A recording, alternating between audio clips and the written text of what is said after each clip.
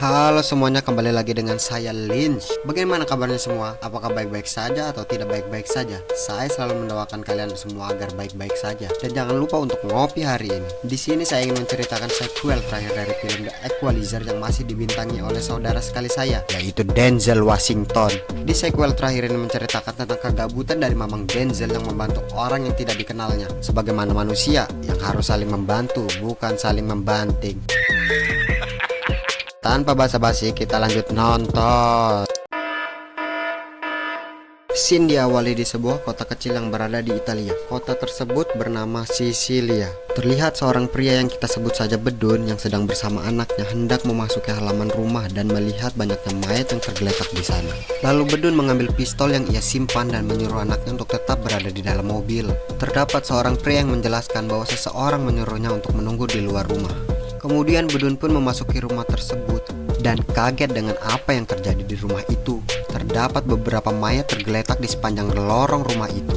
Sesampainya Bedun di suatu ruangan, Bedun melihat seorang pria yang duduk di sebuah kursi dan beberapa orang yang ada di sana sedang mengacungkan senjata ke arah pria itu. Pria itu adalah Robert Michael. Ya, benar, jagoan kita semua dari film sebelumnya.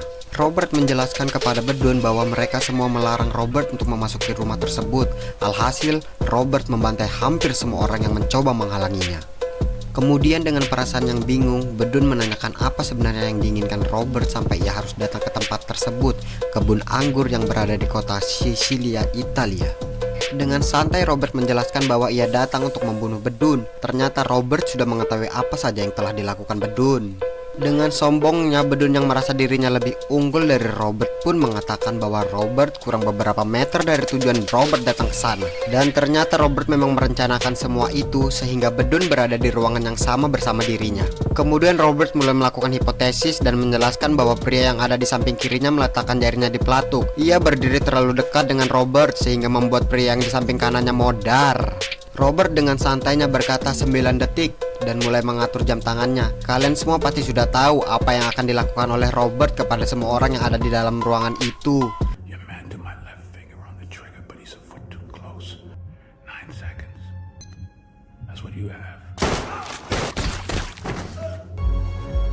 Ya, benar. Robert membantai habis mereka semua yang ada di sana. Kemudian Robert hendak keluar dari rumah itu dengan membawa tas ransel yang ada di pundaknya dan melihat ada seorang anak laki-laki yang ingin keluar dari mobil. Anak laki-laki tersebut adalah anak dari Bedun. Robert menyuruh anak itu untuk tetap berada di dalam mobil. Lalu tiba-tiba, ya, anak laki-laki tersebut menembak Robert.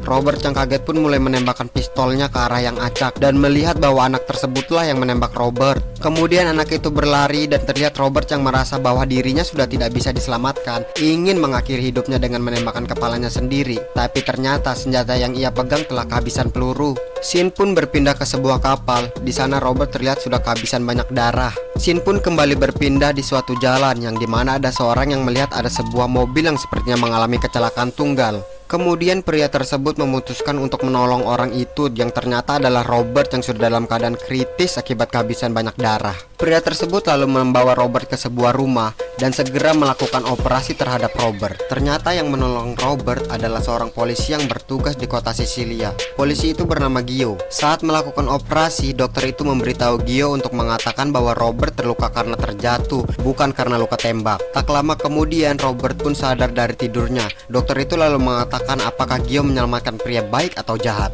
Ketika Robert mulai beranjak dari tempat tidurnya, dokter itu melarang dan mengatakan bahwa luka yang Robert terima membutuhkan waktu untuk sembuh. Scene pun berpindah yang dimana Robert bangun dari tidurnya dan mulai melakukan perbincangan kepada dokter yang menolongnya. Dokter itu memperkenalkan dirinya adalah Enzo. Berhari-hari Robert tinggal di rumah Enzo dan akhirnya Robert memutuskan untuk keluar mencari udara segar di kota kecil itu. Robert memutuskan untuk pergi ke sebuah kafe di sana dan seperti biasa Robert memesan secangkir teh panas di sana. Tidak lupa Robert melakukan kebiasaannya yaitu menyusun tisu di meja dengan rapi. Tak lama kemudian Gio datang menghampiri Robert dan mengembalikan kunci mobil Robert yang ia pegang. Scene pun berpindah ke seorang gadis yang sedang berada di kantor dan menerima panggilan. Gadis itu bernama Collins, di mana ternyata Robert melaporkan penemuannya yang ada di kebun anggur tersebut. Scene kembali berpindah kepada Robert yang sedang bersantai di sebuah restoran. Robert melihat bahwa pemilik restoran memberikan sebuah upeti kepada anak muda yang ada di sana dan memberikan upeti tersebut ke bos mereka. Setelah bersantai di restoran, Robert terlihat berjalan pulang dan tanpa sengaja mendengar aksi premanisme yang terjadi di daerah tersebut. Bos preman yang bernama Marco terlihat sedang menganiaya seorang pemilik toko ikan bernama Angelo karena telat membayar upeti. Robert hanya melihat dengan santai dan terus menatap ke arah Marco. Ho dovuto aggiustare il freezer, sai, senza freezer. No, Grazie. va bene così. E ricompone Scene berpindah ke kota Napoli yang dimana ternyata Marco menyetorkan semua upeti itu kepada kakaknya yaitu Vincent yang merupakan bos dari sindikat mafia yang bernama Camorra. Terlihat Vincent sedang melakukan negosiasi kepada para pemilik apartemen di sana dan ada salah satu pemilik apartemen yang tidak mematuhi keinginan Vincent. Tak lama kemudian setelah Marco memberikan upeti itu, Vincent pun melakukan hal tak terduga. Non può buttare la gente fuori di casa, l'ha capito. Ya, Vincent melempar ayah pemilik apartemen yang tidak mematuhinya. Scene ini gila banget, Bor. Itu kakek udah tua, pakai kursi roda malah dilempar dari lantai 3. Scene pun berpindah kepada Collins yang ternyata sudah berada di kota Sisilia bersama timnya dan sedang melakukan investigasi pada TKP di kebun anggur itu. Collins menemukan banyaknya barang bukti dan juga mayat yang tergeletak di sana. Kembali ke Robert yang dimana ia sudah dinyatakan sembuh oleh Dr. Enzo. Robert yang sudah berkemas dan hendak ingin pergi meninggalkan kota itu pun melihat adanya peristiwa kebakaran yang menimpa toko milik Angelo. Robert melihat musibah yang menimpa Angelo dan melihat Marco and the gang yang sedang berada di sana. Sudah bisa dipastikan kalau pelaku pembakaran tersebut adalah Marco and the gang. Scene memperlihatkan bahwa Gio melakukan penyelidikan terhadap kasus kebakaran tersebut. Beberapa hari berlanjut, Robert yang sedang bersantai di kafe yang biasa ia datangi melihat seorang gadis yang dimana gadis itu ternyata adalah Collins yang sedang mencurigai bahwa sang penelpon misterius adalah Robert. Diam-diam Collins memfoto Robert yang ada di sana. Robert dengan santainya mengatakan, "Aku bisa menghadap ke arahmu jika kau ingin hasil foto yang lebih baik." Merasa dirinya ketahuan, Collins pun menjelaskan bahwa informasi yang diberikan Robert sangat berguna dan melanjutkan pertanyaannya, untuk siapakah Robert bekerja? Scene berpindah kepada Gio yang sedang berada di sekolah anaknya. Salah satu guru di sana mengatakan bahwa anaknya telah dijemput salah satu petugas di sana, tapi Gio menyadari bahwa ia tidak menyuruh petugasnya untuk menjemput anaknya. Dengan tergesa-gesa, Gio kembali ke rumahnya dan melihat Marco and the gang yang sedang menyandra anak dan istrinya. Marco menganiaya Gio di depan anak dan istrinya untuk memperingatkan Gio untuk tidak ikut campur pada kasus Angelo. Kembali ke Robert, ia bertanya kepada Enzo apa yang terjadi kepada Gio. Enzo menjelaskan bahwa itu perbuatan dari gangster Camorra. Kemudian Robert terlihat berjalan ke suatu gereja dan di sana ia bertemu dengan Collins. Mereka pun membahas tentang kejadian yang terjadi di kebun anggur itu. Collins mengatakan bahwa Robert seorang yang penuh dengan informasi. Mereka pun memutuskan untuk bekerja sama untuk membongkar kasus yang terjadi di Sisilia. Robert pun kembali ke kota Sisilia dan sedang makan malam di restoran itu. Terlihat bahwa Gio dan keluarganya juga berada di sana. Kemudian Marco and the gang pun datang untuk mengintimidasi Gio di depan semua orang yang ada di sana. Melihat kejadian itu, Robert pun mulai menatap tajam ke arah Marco. Merasa dirinya sedang dipelototin, Marco pun menghampiri Robert. Ya, itu kesalahan terbesar yang dibuat Marco. Marco mengatakan bahwa Robert adalah orang yang selalu ingin ikut campur urusan orang. Robert mengatakan bahwa dia bukan orang yang seperti itu, tapi Marco lah yang membuat Robert melakukan itu. Marco dengan sombongnya mengatakan kepada Robert untuk tidak ikut campur urusan orang lain. Dengan pelan, Robert mengatakan kepada Marco, apapun yang Marco and the gang lakukan, tolong lakukan di tempat lain. Merasa dirinya sedang diancam, Marco and the gang pun menertawakan apa yang dikatakan Robert. Lalu tiba-tiba ya benar, Robert memberikan pelajaran kepada Marco dengan menekan syaraf median di tangan Marco. Terlihat restoran tersebut langsung hening seketika. Ditambah dengan Gio yang kaget melihat Robert melakukan itu kepada Marco. Kembali ke Marco yang telah bersama gengnya. Dia terlihat marah-marah dan ingin membunuh Robert. Lalu tiba-tiba ya, Robert datang dan langsung menabrak salah satu anggota Marco hingga tewas dan membunuh Marco dan satu anggota yang ada di sana. Scene pun berpindah di pagi hari yang dimana Gio dan petugas polisi lainnya menyelidiki kasus pembunuhan Marco dan menemukan narkoba di dalam mobil yang berada di TKP tempat ditemukannya jasad Marco and the gang. Scene pun kembali berpindah di mana Collins dan timnya sedang mendatangi kantor polisi yang ada di sana dan ingin menginterogasi salah satu tahanan yang ada di sana. Terlihat bahwa kepala polisi yang kita sebut saja Om Beng sedang menyembunyikan sesuatu. Kemudian Om Beng terlihat sedang menghadiri acara pemakaman Marco. Ia bertemu dengan Vincent dan menjelaskan bahwa salah satu anggota CIA sedang menyelidiki kasus narkoba yang terjadi di sana. Ombeng pun mendapat ancaman dari Vincent di sana dan terlihat bahwa ia tidak gentar dengan ancaman yang diberikan Vincent. Kemudian Vincent memberikan pelajaran kepada Ombeng dengan memotong salah satu tangannya. Di sini ini ngeri banget, Bor. Hilang atuh tangannya Ombeng, Bor. Hahaha. Mi dispiace per tuo fratello. Mi è arrivata la CIA, di capo della polizia. Kemudian scene berpindah yang dimana Collins mendapatkan telepon dari Robert yang menjelaskan bahwa itu bukan perbuatan teroris, melainkan perbuatan dari Camorra. Lalu tiba-tiba duar, terjadi ledakan di tempat Collins berada. Untung aja Collins sempat angkat telepon dari Robert dan belum masuk ke dalam mobil. Kalau enggak sudah modar juga tuh Collins. Di sini kita masih belum tahu Collins itu siapa ya, Bor. Nonton sampai habis biar tahu siapa Collins. Lanjut ke Vincent yang terlihat sedang berada di Altamonte. Dia menyandra Gio di sana dan mengintimidasi Gio di depan semua warga yang ada di sana. Vincent ingin mencari siapa pembunuh adiknya di sana. Vincent lalu menembak telinga Gio untuk membuat Gio memberitahu dan menyerahkan pelaku yang membunuh Marco. Lalu tiba-tiba Robert muncul dan memberitahu bahwa dialah pelaku pembunuhan Marco. Robert menyerahkan diri dan Vincent terlihat ingin membunuh Robert yang ada di sana. Lalu tiba-tiba Enzo datang dan menembakkan shotgun yang ia bawa. Here I am, and pain.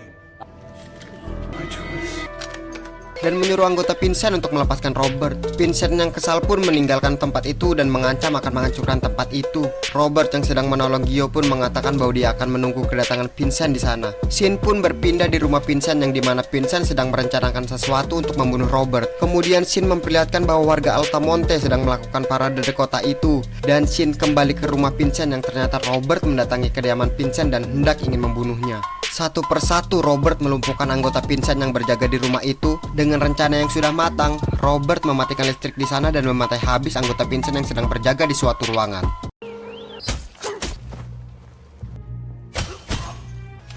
Terlihat salah satu anggota Vincent yang sedang memperhatikan CCTV yang ada di sana dan tiba-tiba Robert sudah berada di belakang pria tersebut lalu membunuhnya.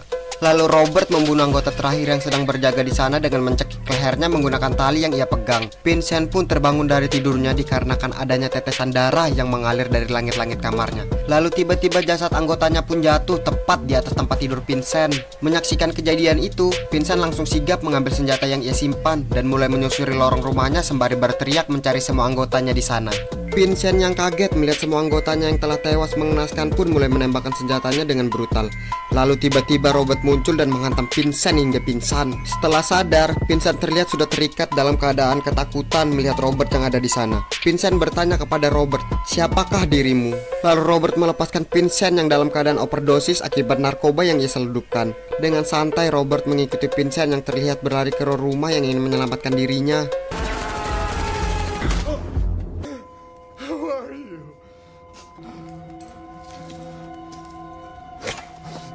Sesampainya di sebuah jalan, Vincent bukan mendapatkan pertolongan dari warga di sana. Ia malah tertabrak mobil dan mulai kehilangan kesadaran dan masih mempertanyakan siapakah Robert. Tak lama kemudian, Vincent pun tewas di tengah jalan dalam keadaan overdosis.